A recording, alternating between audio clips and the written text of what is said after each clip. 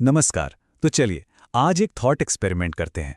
एक ऐसी कहानी देखते हैं जो एक ऐसी दुनिया की कल्पना है जहां एक बहुत बड़ा आर्थिक बदलाव आता है और वो बदलाव लाखों लोगों के करियर की दिशा ही बदल कर रख देता है। चलिए इस भविष्य की कहानी में सीधे चलते हैं।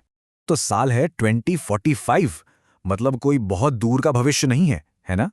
ये कहानी आज से बस कुछ ही साल आगे की है और यही बात इसे और भी ज्यादा दिलचस्प बना देती है। जरा सोचिए, एक सुबह सब उठते हैं और एक सरकारी नोटिफिकेशन आता है, बस एक लाइन का, सभी स्थायी सरकारी भर्तियां बंद की जाती हैं। और उस एक लाइन ने सब कुछ बदल दिया। दशकों से चला आ रहा एक पूरा का पूरा सिस्टम एक झटके में थम गया। लेकिन पता है सबसे हैरान करने वाली बात क्या थी? इसके बाद जो हुआ, कोई बड़ा विरोध नहीं, कोई हंगामा नहीं, बस एक गहरा अजीब सा सन्नाटा छा गया। ऐसा लगा जैसे पूरे देश ने एक साथ अपनी सांस रोक ली हो। शुरू में तो सबको यही लगा कि चलो बस कुछ नौकरियां ही तो गई हैं, पर असल में ये सिर्फ रोजगार का अंत नहीं था। ये एक पूरी की पूरी एक अदृश्य इंडस्ट्री का शटडाउन था जो सरकारी नौकरियों के भरोसे ही सांस लेती थी।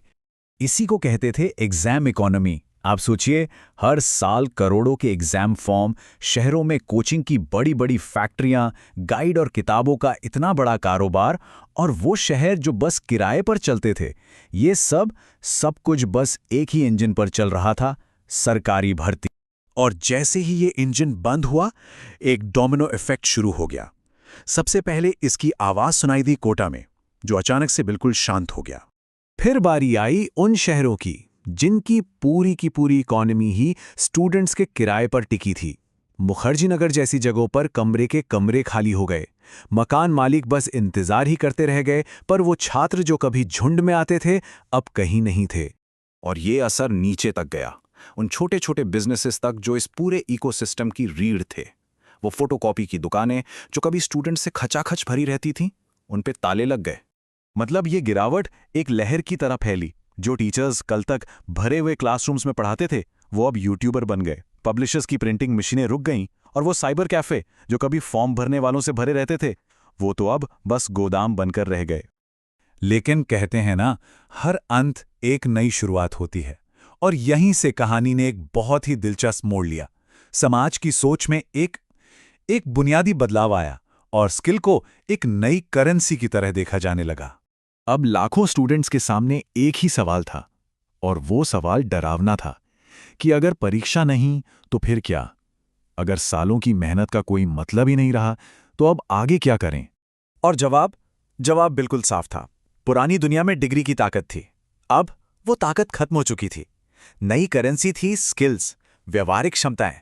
मतलब आप क्या जानते हैं, इससे ज्यादा जरूरी ये हो गया था कि आप क्या कर सकते हैं। और पता है सबसे कमाल की बात क्या हुई? ये बदलाव इतनी तेजी से आया कि सब हैरान रह गए। 2045 में सिस्टम बंद हुआ, 2046 तक लोगों ने नए रास्ते ढूंढ लिए, और सिर्फ 3 साल में 2048 तक एक पूरी की पूरी स्किल बेस्ड इकोनॉमी खड़ी हो गई। और इस नई इकोनॉमी की तस्वीर पुरानी दुनिया से बिल्कुल अलग थी। अब कोई नौकरी का इंतजार नहीं कर रहा था। टीनेजर्स अपने घर से सॉफ्टवेयर टूल्स बना रहे थे, किसान सीधे एआई मार्केटप्लेस से डील कर रहे थे, और छोटे छोटे शहर पूरी दुनिया को डिजिटल सर्विसेज एक्सपोर्ट कर रहे थे। कमाल था। तो ये कहानी सिर्फ इकोनॉमी के बदलने की नहीं है, ये कहानी है एक इमोशनल और कल्चरल बदलाव की। एक ऐसे बदलाव की जिसने सुरक्षा और सफलता, इन दोनों के मायने ही बदल दिए। तब जाकर लोगों को ये एहसास हुआ कि सरकारी नौकरी सिर्फ एक नौकरी नहीं थी। अरे वो तो एक पूरा का पूरा बिलीफ सिस्टम था, एक कल्चर था, रिस्क ना लेने का कल्चर।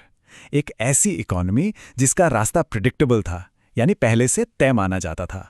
तो पूरे देश ने एक इमोशनल सफर तय किया। पहला स्टेप था जब वो प्रिडिक्टेबिलिटी, वो तयशुदा रास्ता खत्म हुआ। दूसरा स्टेप, उससे पैदा हुआ डर, अनिश्चितता का डर।